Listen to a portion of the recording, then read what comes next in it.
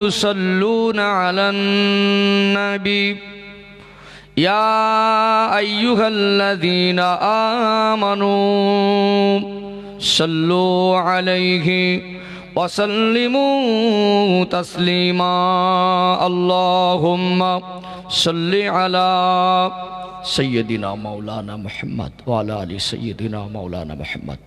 আমরা নামাজে যে দরুদ পড়ি আমার সঙ্গে সবাই একবার পড়েন আল্লাহুম্মা সাল্লি আলা মুহাম্মদ ওয়া আলা আলি মুহাম্মদ কামা সাল্লাইতা আলা ইব্রাহিম ওয়া আলা আলি ইব্রাহিম ইন্নাকা হামিদুম মাজিদ। আল্লাহুম্মা বারিক আলা মুহাম্মদ ওয়া আলা আলি মুহাম্মদ কামা বারাকতা আলা ইব্রাহিম ওয়া আলা আলি ইব্রাহিম ইন্নাকা হামিদুম মাজিদ।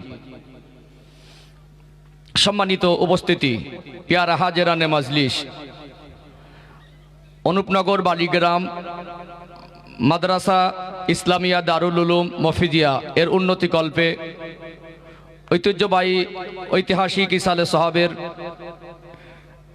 নির্ধারিত নির্বাচিত সম্মানিত সভাপতি সাহেব, এই মাদ্রাসার সম্মানিত মোহতামিম সাহেব সহ আসাতেজায়ে কেরাম, তোলাবায়ে ইলজাম, হুফাজে কেরাম, হুজ্জাজে কেরাম, সম্মুখ উপবিষ্ট বয়োজ্যেষ্ঠ দিনদার পরহেজগার আল্লাহওয়ালা মুরব্বী বাপজানেরা, আমার সমবয়স্ক বয়কনিষ্ঠ স্নেহের ভাইয়েরা, পর্দার অন্তরালে অবস্থানরতা পর্দানাসীনা শিক্ষিতা ধার্মিকা সম্মানিতা মমতাময়ী আমার মায়েরা বোনেরা, সকলকে জানাই প্রাণ উজাড় করা হৃদয় নিংড়ানো আন্তরিক শুভেচ্ছা ও ভালোবাসা।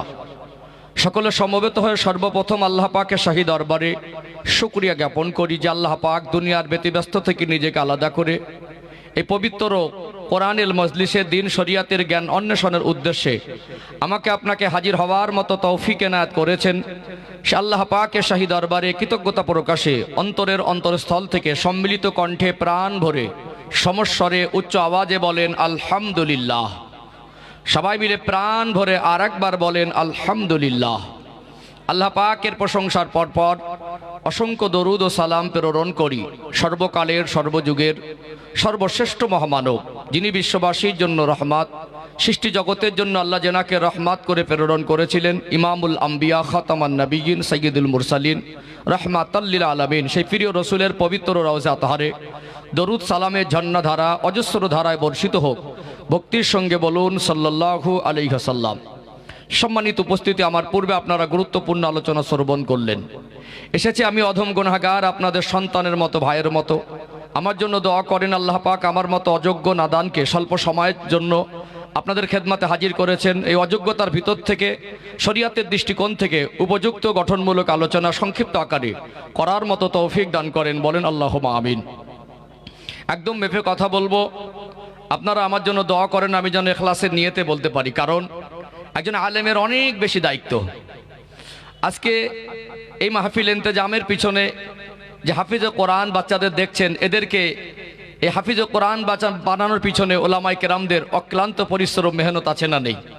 আশপাশ এলাকা সহ এই গ্রামবাসীর প্রত্যেকটা মানুষের সহযোগিতা, আন্তরিক দোয়া, ভালোবাসা এবং মাদ্রাসার প্রতি তাদের অতিরিক্ত ভালোবাসা আছে বলে আজকে মাদ্রাসাটা এখানে সুষ্ঠুভাবে চলছে। আর তার ফল আপনারা আজকে নিজে চোখে দেখলেন।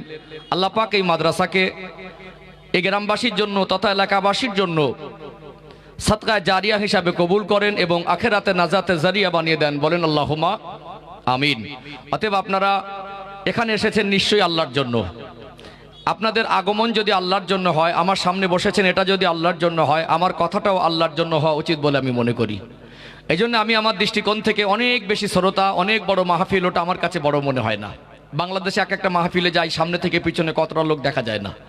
আমার সামনে যদি একটা মানুষ যদি বসে থাকে, সে যদি আল্লাহর উদ্দেশ্যেই কোরআন বোঝার উদ্দেশ্যে বসে, আর ওই একটা মানুষকে যদি আমি আমার অন্তর থেকে আল্লাহ সন্তুষ্টের উদ্দেশ্যে ইখলাসের নিয়তে দিন পৌঁছে দিতে পারি, ওটা আমার কাছে বড় মনে হয়। এই জন্য আমরা জীবনে অনেক সময় অতিবাহিত করেছি, এখানে আজকে আমরা আল্লাহর জন্য সময় অতিবাহিত করবো। আর আল্লাহ পাক এই মজলিসকে আমাদের জন্য উভয় জগতের কল্যাণ হিসাবে কবুল করেন, বলেন আল্লাহুম্মা আমিন। আমি হক আদায় করতে বসেছি, এই জন্য আপনারা আমার সহযোগিতা করবেন। একটু চোখে মুখে সম্পর্ক থাকলে, অ্যাক্টিভিটি থাকলে কথা বলতে সুবিধা হয়। তো বাস্তবকে সামনে রেখে গঠনমূলক আলোচনার সংক্ষিপ্ত আলোচনার আশা রেখে কোরআনুল কারীম থেকে খুতবার ভিতরে ছোট্ট একটি আয়াতে কারিমা তেলাওয়াত করেছি। তার সাথে সাথে নবী পাকের পবিত্র জবানে বর্ণিত অগণিত হাদিস থেকে ছোট্ট একটি হাদিসের টুকরা পেশ করেছি। এই আয়াতের এবং হাদিস শরীফের সংক্ষিপ্ত ব্যাখ্যা বিশ্লেষণের মাধ্যম থেকে উপযুক্ত আলোচনার একটা বিষয়বস্তু বার করে নেব ইনশাআল্লাহ। সম্মানিত উপস্থিতি, আপনারা জানেন ঘর করতে গেলে ভিত ছাড়া ঘর হয় না। বাংলার মানুষের একটা কঠিন জটিল রোগ, আমরা ওয়াজ শুনে অভ্যস্ত হয়েছি, বুঝে অভ্যস্ত হয়নি, যার কারণে আমরা ওয়াজ শুনতে শুনতে বুড়ো হয়ে যাই, ওয়াজ দিতে দিতে বুড়ো হয়ে যাই। এখনো পর্যন্ত আমরা ইসলাম কি জিনিস সেটা ভালো করে বুঝতে পারি নাই। এই জন্য আমার সামনে যারা বসেছেন, আল্লাহর জন্য যদি আপনাদের বসা হয়, ঠান্ডায় কষ্ট করে বসে আছেন, বিশ্বাস করুন আমি হক আদায় করতে বসেছি। আমার কথাগুলো শোনার সাথে সাথে বোঝার মেজাজ রাখুন, তাতে উপকৃত হওয়া যাবে আশা করা যায় ইনশাআল্লাহ। চলুন একটু ভিত তৈরি করে নিন। আপনারা যদি আমাকে একটু সাথ দেন, আমাকে যদি একটু সহযোগিতা করেন, আমি আলোচনা ধাপে ধাপে আগে বাড়াবো ইনশাআল্লাহ। একটু ভিত তৈরি করে নেই। ভিত তৈরি করতে গেলে ওয়াজ বোঝাতেও সুবিধা হবে এবং বুঝতেও সুবিধা হবে। তো কোরআনুল কারীম থেকে যে আয়াতে কারিমা তেলাওয়াত করেছে আপনারা শুনেছেন, জানেন। কোরআন শরীফে 30 পারা আছে, ৪র্থ নাম্বার পারা ২য় নাম্বার পৃষ্ঠার শুরুতে পাবেন। ১১৪টি সূরা আছে। ৩য় নাম্বার সূরা আলে ইমরান। এই সূরা আলে ইমরানের ১০২ নাম্বার আয়াত খুতবার ভিতরে পড়েছে। আল্লাহ পাক বলছেন, ইয়া আইয়ুহাল্লাযীনা আমানু, হে বিশ্বাসী বান্দা বান্দিরা, ইত্তাকুল্লাহা হাক্কা তুকাতি, তোমরা আমি আল্লাহকে ভয় করার মতো ভয় করো। ওয়ালা তামুতুন্না ইল্লা ওয়া আনতুম মুসলিমুন, মরতে যদি হয় পরিপূর্ণ মুসলমান না হয়ে মৃত্যুবরণ করো না। আয়াত আপনারা একাধিকবার শুনেছেন, এটা আমি জানি। প্রায় ওলামায়ে কেরামরা বলেন, একটা হলো আরবিক টু বাংলা ট্রান্সলেট, শব্দ অর্থ করা, একটা তরজমা, একটা তাফসীর। একটু বিস্তারিত আলোচনার দরকার আছে না নেই? এই আয়াত যদি একটু গভীরভাবে আলোচনা করা যায়, পর্যালোচনা করা যায়, ইনশাআল্লাহ এর ভিতর থেকে আমাদের অনেক কিছু জানা যাবে, বোঝা যাবে, জীবন পরিবর্তনের সবক পাওয়া যাবে ইনশাআল্লাহ। একটু ধাপে ধাপে ভিতরে যাওয়ার চেষ্টা করি। কাটা কাটা ৩টে বাক্য সূরা আল ইমরানের ১০২ নম্বর আয়াতে আমি ছোট ছোট করে ব্যাখ্যা দিই, বিস্তারিত অবকাশ নেই, কারণ এই সময়টা রাত ভারী হচ্ছে। তো বাংলার মানুষকে ওয়াজ বোঝানো এই জন্য কঠিন, বুঝতেও চায় না, বোঝার মেজাজও নেই। সুর টানটাকে অনেকে ওয়াজ মনে করে। আমি সুর টান দিয়ে কথা বলি, আপনারা আমাকে জানেন, আমার কথাগুলো অনেক সুর টান দিয়ে বক্তব্য রেখেছি, আজকেও রাখবো। কিন্তু সুর টানটাকে আমি আমার দৃষ্টিকোণ থেকে ওয়াজ মনে করি না, ওটা ওয়াজের সৌন্দর্য। যদি সুর টানটাই ওয়াজ হয়, বলুন গানেও তো সুর আছে, কাওয়ালিতে সুর আছে। আবার দেখবেন কোরআনুল কারীম তেলাওয়াত করা হয় সুর দিয়ে। বাংলার পরিবেশ ওয়াজ নসিহতে একটু সুর চলে, কিন্তু আমাদের উদ্দেশ্য সুর নয়, উদ্দেশ্য কোরআন বোঝা, উদ্দেশ্য দ্বীন শরিয়াত বোঝা, উদ্দেশ্য ইসলামকে বোঝা, উদ্দেশ্য আল্লাহর বিধান নবীর তরিকাকে বুঝে আমালে জিন্দেগিতে বাস্তবায়ন করা। যদি এই ওয়াজকে সুর দিয়ে কেউ পছন্দ করেন, অনেকে করেন না, যদি সেটাও যদি দিতে হয়, তো আমরা হানাফি মাযহাবের মানুষ, আমাদের দৃষ্টিকোণ থেকে সুর টানটাকে আমরা হারাম মনে করি না, এটাকে দেব, অসুবিধা নেই, কিন্তু উদ্দেশ্যের বাইরে যাওয়া উচিত নয়। চলুন একটু ছোট ছোট করে আমি ভিত তৈরি করে নেই, ইনশাআল্লাহ ওয়াজ বোঝাতে সুবিধা হবে। আল্লাহ পাক সূরা আল ইমরানের ১০২ নম্বর আয়াতে প্রথম অংশে বলছেন, ইয়া আইয়ুহাল্লাযীনা আমানু, যারা ঈমানদার, যারা মুমিন, যারা মুসলমান, আল্লাহ তাদেরকে সম্বোধন করে বলছেন, কি বলছেন? ইত্তাকুল্লাহা হাক্কা তুকাতি, তোমরা আমি আল্লাহকে ভয় করার মতো ভয় করো। একটা হলো ভয় করা, আর একটা করার মতো করা, দুটোর মধ্যে অনেকটাই পার্থক্য। অনেক উদাহরণ দেওয়ার ছিল, জাস্ট একটা উদাহরণ দেই, যদি আপনাদের ধৈর্য থাকে, রেসপন্স পাই, তো আর একটা উদাহরণ দেবো ইনশাআল্লাহ। ১ নম্বর উদাহরণ দেখবেন, আমরা মানুষ, আমরা কখনো কখনো শারীরিকভাবে অসুস্থ হই না? কে কখন অসুস্থ হবে এটা আমাদের জানা নেই। হঠাৎ মনে করুন প্রচণ্ড মাথার যন্ত্রণা হচ্ছে, বা পেটের যন্ত্রণা হচ্ছে, বা জ্বর হলো, বা পাতলা পায়খানা হয়, বা জটিল কোনো কঠিন রোগ হয়। রোগ হলে আমরা কি করি? ব্যতিব্যস্ত হয়ে যাই, কখন সুস্থ হব, ঠিক না বেঠিক? মাথার যন্ত্রণা যদি হয়, সারাদিনের মধ্যে যদি একদম না কমে, কতবার মনে পড়ে যে আমার সুস্থ হওয়া দরকার, কখন ভালো হবে, এই মনে পড়ে কি পড়ে না? ১ সপ্তাহ গায়ে জ্বর কমছে না, এর জন্য আমরা একটা ডক্টর দেখাই, যদিও ডক্টরটা ঔষধ দেখায়, ঔষধ খেতে হয়, ডক্টর দেখাতে হয়, এটা চিকিৎসা পদ্ধতি নেওয়া জায়েজ আছে। ঔষধটা ওসিলা, ভালো করার মালিক আল্লাহ। ১ সপ্তাহ ঔষধ খাওয়ার পরে যখন জ্বরটা না কমে, ওই সময় আমরা মাঝে মাঝে মনে করি ডক্টর হয়তো ভালো ঔষধ দিচ্ছেন, আবার ডক্টর চেঞ্জ করি। একটা জটিল রোগ ভালো হচ্ছে না, ১ মাস ১.৫ মাস যখন মানুষ ওই রোগে আক্রান্ত হয়ে কষ্ট পায়, মানুষ টাকা না থাকলে ধার করে চিকিৎসা করে, ধার না পাইলে, যদি কেউ কারোর কাছে ধার দেনা না চেয়ে পায়, অনেক সময় ভিক্ষা করেও চিকিৎসা করে। তো আমরা দেখেছি, আমরা যখন শারীরিকভাবে অসুস্থ হই, সুস্থতার জন্য আমাদের ভিতরে একটা ব্যতিব্যস্ত দেখা দেয় কি দেয় না? কিন্তু আমরা যখন আমাদের আমালে জিন্দেগি নষ্ট হয়ে গেল, আমাদের আদর্শ নষ্ট হয়ে গেল, মনুষ্যত্ব নষ্ট হয়ে গেল, নীতি নৈতিকতা নষ্ট হয়ে গেল, এর জন্য আমাদের ভিতরে কোনো পরিবর্তনের চেতনা দেখেছেন? দিনে আল্লাহ 5 বার ডাকছেন, হাইয়া আলাস সালাহ, বান্দা নামাজের জন্য, আমার রব আমার মনিব সৃষ্টিকর্তা আল্লাহ আমায় ডাকছেন। একবার আমার সাড়া দেওয়ার সময় হলো না, এক সপ্তাহে 35 বার ডেকেছেন, এক মাসে 150 বার ডেকেছেন। আল্লাহ পাক এরকম মাসের পর মাস আমাদের জীবন থেকে চলে যাচ্ছে, ডাক দিচ্ছেন। একটা মানুষ বেনামাজি তো বেনামাজি হয়েই আছে, ওর ভিতরে পরিবর্তনের কোনো চেতনা নেই, ব্যতিব্যস্ততা নেই। মদ খাচ্ছে তো খেয়েই যাচ্ছে, সুদ খাচ্ছে তো খেয়েই যাচ্ছে, অন্যায় জুলুম করছে তো করেই যাচ্ছে। মানুষের ভিতরে যদি ওই এক মাস বেনামাজি হয়ে আছে, 1 বছর সুদ খেয়ে আছে, 1 বছর ঘুষের মধ্যে আছে, 1 বছর অন্যায় অত্যাচারের ভিতরে আছে, হারামের মধ্যে লিপ্ত আছে, 1 বছর যদি মাথার যন্ত্রণা না কমতো কতবার মনে হতো ভালো হব, মনে হতো না? কিন্তু ওর ভালো হওয়ার জন্য এই মানুষের চরিত্র, আমলে জিন্দেগি, আখলাক, নীতি নৈতিকতা, আদর্শ নষ্ট হয়ে গেল। এই ভালো হওয়ার কথা আর মনে জাগেনের অর্থ হলো আল্লাহর ভয় নামক জিনিসটা আমাদের অন্তরে কম। আল্লাহ পাক এই জন্য বলছেন ইত্তাকুল্লাহা হাক্কা তুকাতি, তোমরা আমাকে ভয় করার মতো ভয় করো। আল্লাহর ভয়ের পরিমাণ যার অন্তরে যত বেশি, তার জীবন গোনা থেকে তত পবিত্র বেশি। কুল্লু বানি আদম খাত্তাউন, প্রত্যেকটা আদম সন্তানই গুনাহগার। আমরা কেউ বলতে পারবো না আমরা নিষ্পাপ। অতএব সম্মানিত ভাইয়েরা, আমরা যে গুনাহগার, গুনাহগারদের মধ্যে এক শ্রেণীর গুনাহগারকে আল্লাহ ভালোবাসেন। তারা কারা? যারা গুনাহ করার পর অনুতপ্ত হয়। আল্লাহ আমি ভুল করেছি, সে বান্দার হক যদি নষ্ট করে ফেলে, দেখবেন ক্ষণিকের জন্য তার মনে একটা অনুতপ্ত হয় যে ভাই আমি হঠাৎ রেগে গিয়ে তোকে একটা কষ্ট দিয়ে ফেলেছি, মাফ করে দিই। এরকম মানুষ আছে না নেই?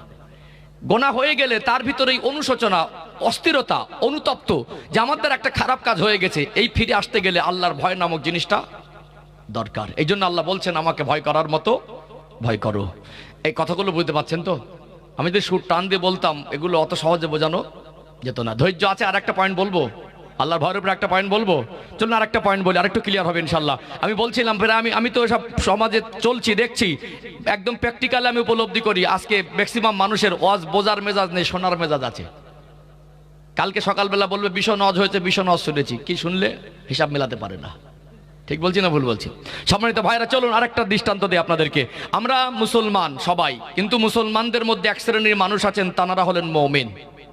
আমরা মুসলমান কিন্তু সবাই মুমিন হতে পারিনি। একজন মুমিন বান্দাকে হাক্কানি আল্লাহওয়ালা বলা যেতে পারে, একজন প্রকৃত আল্লাহওয়ালাকে আমরা মুমিন বান্দাদের অন্তর্ভুক্ত করতে পারি। যখন কোনো নেককার মানুষকে দেখি, শরিয়াতের পাবন্দি চলনেওয়ালা খোদাভীরু মানুষকে দেখি, আমরা বলি লোকটা বুজুর্গ মানুষ, আল্লাহওয়ালা মানুষ, দিনদার মানুষ, পরেশগার মানুষ। এই সমস্ত শব্দ চয়ন দিয়ে তাদেরকে সম্মান করি, কি করি না? করি না? অতএব মোমেন বান্দা আর আমাদের মধ্যে পার্থক্য দেখুন।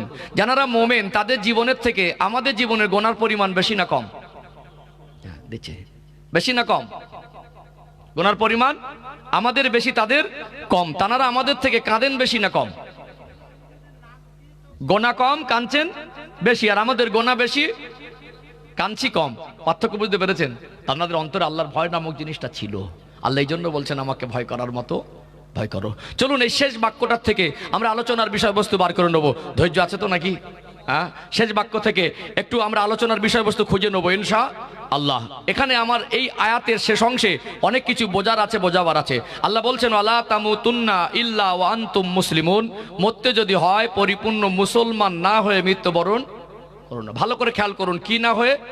মুসলমান না হয়ে। এই জায়গায় রাখি, বলুন আমাদের জন্মটা হয়েছে কি মুসলমান হিসাবে, বড় হয়েছি মুসলমান হিসাবে, বেঁচে আছি মুসলমান হিসাবে। এর জন্য আমরা গর্ববোধ করি আমরা মুসলমান হিসাবে বেঁচে আছি না, আর মরতে চাই আল্লাহর কাছে। এই জন্য বললি আল্লাহ মরণের সময় যেন ইমানের কলেমা নসিব হয়। জন্ম মুসলমান হিসাবে, বেড়ে ওঠা মুসলমান হিসাবে, বেঁচে আছি মুসলমান হিসাবে, মরতে চাই মুসলমান হিসাবে। আই কার্ডে, আধার কার্ডে, পাসপোর্টে, প্যান কার্ডে, জমির দলিলে, জাতিতে মুসলমান। আল্লাহ সূরা আলে ইমরানের 102 নম্বর আয়াতে শেষ অংশে বলছেন ওয়ালা তামুতুন্না ইল্লা ওয়া আনতুম মুসলিমুন, মরতে যদি হয় পরিপূর্ণ মুসলমান না হয়ে মৃত্যুবরণ করো না। তাহলে এই মুসলমান শব্দের অর্থটা কি? কথা কি বুঝতে পারছেন? ঠান্ডায় বসে আছেন, ধোকা দেওয়ার জায়গা না।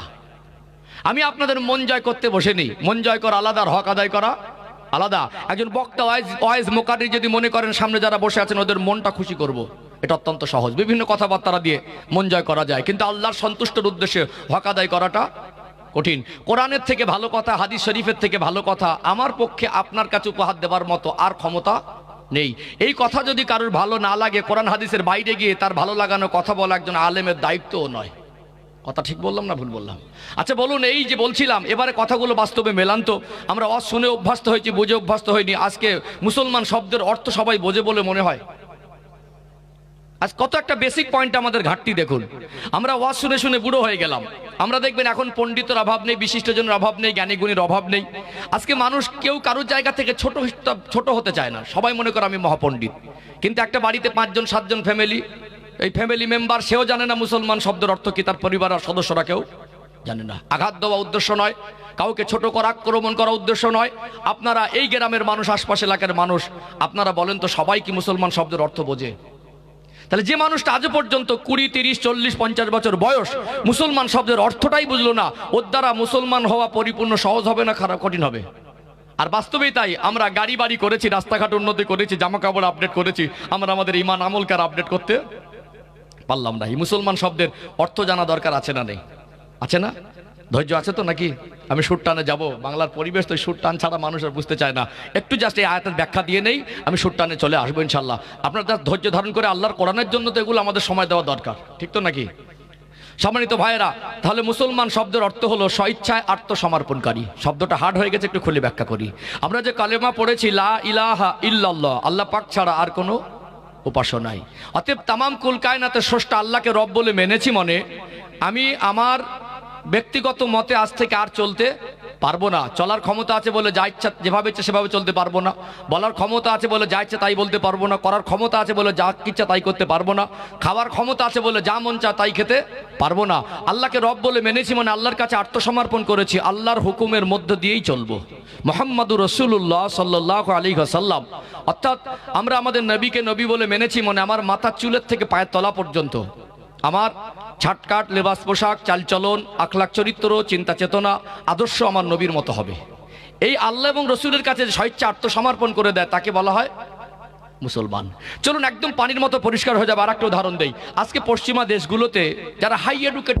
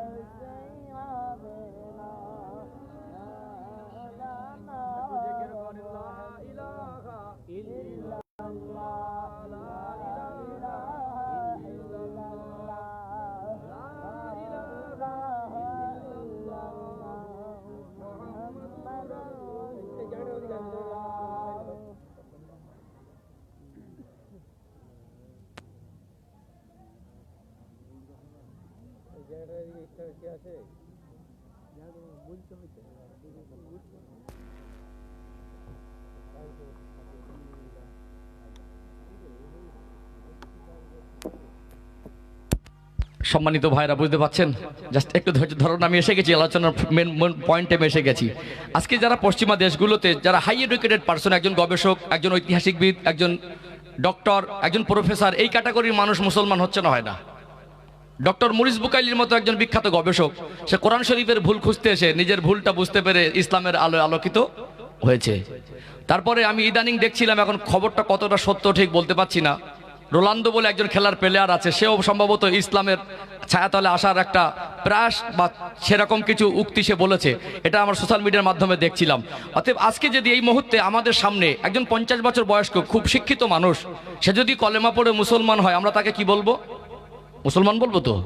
এখন এই যে 50 বছর বয়স্ক একজন শিক্ষিত মানুষ, ও কলেমা পড়ে আজকে আমাদের সামনে মুসলমান হলো মনে, আমরা তাকে মুসলমান বলবো। এই যে 50 বছর তার চলা বলা চিন্তা চেতনা চাল চলন আখলাক চরিত্র একরকম ছিল তো, তাহলে আজ থেকে সে যদি মুসলমান হয়, সে আগে যা খেত তাই খাবে, যা করতো তাই করবে, যা বলতো তাই বলবে, চলবে কি? আগে সুদ খেত সুদ খাচ্ছে, ঘুষ খেত ঘুষ খাচ্ছে, মদ খেত মদ খাচ্ছে। এবার দেখা যাচ্ছে আগের মতো করে কলেমা পড়ে 2 মাস আপনার গ্রামে আছে, তার চলচলনে কোনো পরিবর্তন নেই, শুধু কলেমাটা পড়েছে, আমরা তাকে কি বলবো? লোকটা মুসলমান হয়তো আমাদের সামনে কলেমা পড়েছে কিন্তু মন থেকে মুসলমান হয়নি। কিন্তু বাস্তব কি জানেন? আজকে যারা মুসলমান হচ্ছে তারা 50 বছর জীবনের চলার অভ্যাসটাকে ত্যাগ করে দিয়ে, ডিলিট করে দিয়ে নতুন করে ইসলামের পথে পথ চলা শুরু করছে। আর আমরা 50 বছর বয়স ধরে জন্ম হয়ে ইসলামের ঘরে, আর জন্ম ইসলাম অবলম্বীর ঘরে, আর 50 বছর আমাদের জীবন থেকে অতিবাহিত হয়ে গেল, আমরা ইসলামের আদেশ নিষেধ মেনে চলতে পারছি না। তাহলে আমাদের কি মনে হয়, খুব সূক্ষ্ম চিন্তাধারা দেখলে মনে হবে আমরা কি মন থেকে মুসলমানের মতো মুসলমান হতে পেরেছি? আমরা তো শুধু I card, Aadhaar card, pan card, জমির দলিল, বাপ সূত্রে মুসলমান, দাদা সূত্রে মুসলমান, ভাই মুসলমান তাই মুসলমান, লম্বা জামা পরি, মাথায় টুপি দেই তাই মুসলমান। আমাদের আখলাক, চরিত্র, নীতি, নৈতিকতা, আমলে, জিন্দেগি কি মুসলমানের মতো হয় বলে মনে হয়? তাহলে আল্লাহ এই জন্য বলছেন ওয়ালা তামুতুন্না ইল্লা ওয়া আনতুম মুসলিমুন, মরতে যদি হয় পরিপূর্ণ মুসলমান না হয়ে মৃত্যুবরণ করো না। এক কথায় কোনটা হারাম কোনটা হালাল, কোনটা করণীয় কোনটা বর্জনীয়, কোনটা নেকি কোনটা গোনা, কোন কাজ করলে জান্নাতে যেতে হবে কোন কাজ করলে জাহান্নামে যেতে হবে আমরা জানি কি জানি না? জানি, কিন্তু মানতে পারছি না কেন? এটা সব থেকে বড় প্রশ্ন। অর্থাৎ একটা সমস্যার একটা হলো সমাধান। আজকে আমরা সমাধান খুঁজবো। আজকে আলোচনার বিষয়বস্তু আমরা ইসলামিক জীবন ব্যবস্থাকে কিভাবে আমালে জিন্দেগিতে বাস্তবায়ন করব। এই যে ধৈর্য ধারণ করলেন, একটা আলোচনার রুট বের হলো, একটা আয়াতের ব্যাখ্যা থেকে একটা আলোচনার রুট বার হলো ইনশাল্লাহ।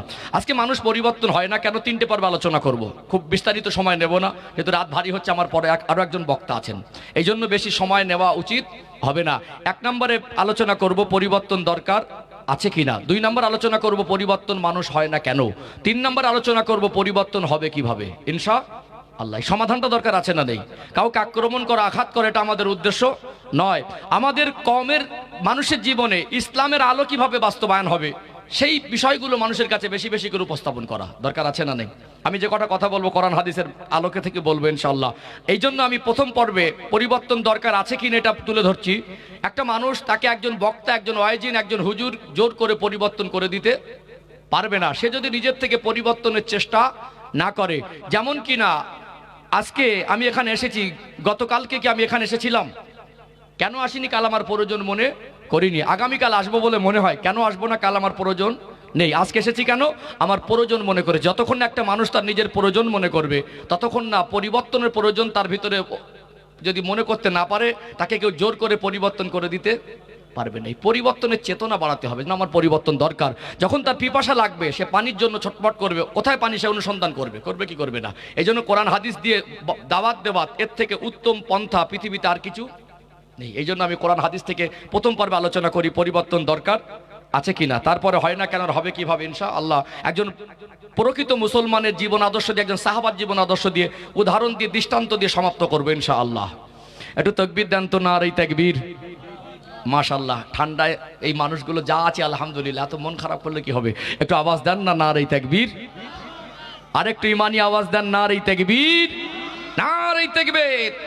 এই পর্যন্ত বুঝতে পেরেছেন? চলুন তাহলে 3টে পর্ব ছোট ছোট আলোচনা করি ইনশাআল্লাহ।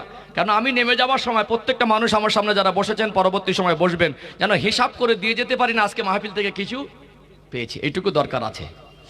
সোনার মানিকেরা, নওজোয়ান তরুণেরা, ও সোনার মায়েরা, যুবকেরা, আব্বারা মায়েরা, কোরআনুল কারীমের সূরা আলে ইমরানের 102 নম্বর আয়াতে আল্লাহ পাক পৃথিবীর মুসলমানদেরকে জানিয়ে দিলেন, ইয়া আইয়ুহাল্লাযীনা আমানু, হে বিশ্বাসী বান্দা বান্দিরা, ইত্তাকুল্লাহা হাক্কা তুকাতি, তোমরা আমি আল্লাহকে ভয় করার মতো ভয় করো। ওয়ালা তামুতুন্না ইল্লা ওয়া আনতুম মুসলিমুন, ওরে আমার বান্দা বান্দি, মরতে যদি হয় পরিপূর্ণ মুসলমান না হয়ে মৃত্যুবরণ করো না। পরিপূর্ণ মুসলমান হতে গেলে আল্লাহর আদেশ নিষেধগুলো মানা দরকার আছে না নেই? আমার রাসূলুল্লাহর আদর্শে আদর্শিত হওয়া দরকার আছে না নেই? ও ভাইরা, বাবাজিরা, পরিবর্তন দরকার আছে কিনা? চলুন আর একটা আপনাদের কাছে তুলে ধরি। কোরআনুল কারীম খুলবেন, 15 নম্বর পারা, 18 নম্বর পৃষ্ঠা। সূরার নাম হলো সূরা আল কাহাফ, আয়াত নাম্বার 49, 49 নম্বর আয়াতে আমার আল্লাহ পৃথিবীর মানুষকে স্মরণ করিয়ে দিলেন বিচার দিবসের কথাটা। ময়দানে মাহশরে যেদিন আমার আল্লাহ বিচার করার জন্য, হিসাবের জন্য সমস্ত মানুষকে ওঠাবেন, সেই দিনের কথাটা আল্লাহ স্মরণ করিয়ে দিলেন। ওউদিয়াল কিতাব, আমি আল্লাহ বিচারের দিনে তোমাদের সামনে তোমাদের অর্জনকৃত নামে আমালের খাতাটা খুলে দেব। এর দ্বারা আল্লাহ বুঝিয়েছেন, বলুন তো দেখি 24 ঘন্টা আমরা যে জীবন অতিবাহিত করছি প্রতিনিয়ত, প্রতিদিন, বিগত জীবনে যা করেছি, বর্তমানে যা করছি, ভবিষ্যতে যা করব, সব কিছু আমার আল্লাহ রেকর্ড করছেন কি করেন না? দুনিয়ার মানুষ যদি সামান্য সিসি ক্যামেরা দিয়ে মোবাইল দিয়ে ক্যামেরা আবিষ্কার করে মানুষের চলন বলনকে অঙ্গভঙ্গিকে রেকর্ড করতে পারেন, আমার আল্লাহ কি বান্দা বান্দির নামায় আমাল রেকর্ড করতে পারেন না? দুনিয়ার মানুষের ধারণকৃত ছবি ঘোলা ঝাপসা হতে পারে, যে হার্ড ডিস্ক মেমোরি স্টোরে রাখা হয় ওটা ডিলেটার ফরম্যাট হয়ে যেতে পারে। আমার আল্লাহ বান্দা বান্দি যে নামা আমাল সংরক্ষণ করছেন, দুনিয়ার মানুষ জোর করে ডিলেট করে দিতে পারবে না। ও ভাইয়েরা, বাবাজিরা, মরে গেলাম ফুরিয়ে গেল এটা নয়, যা করেছি যা করছি করব এটা শেষ এটা নয়। মরণের পরে একটা জগৎ আছে, ওটা আলামে বারজাক, কবরের জগৎ। ওই জগৎটাও শেষ নয়। আখিরাতি জীবনে প্রত্যেকটা মানুষকে বিচার দিবসে হিসাব দিতে হবে কি হবে না?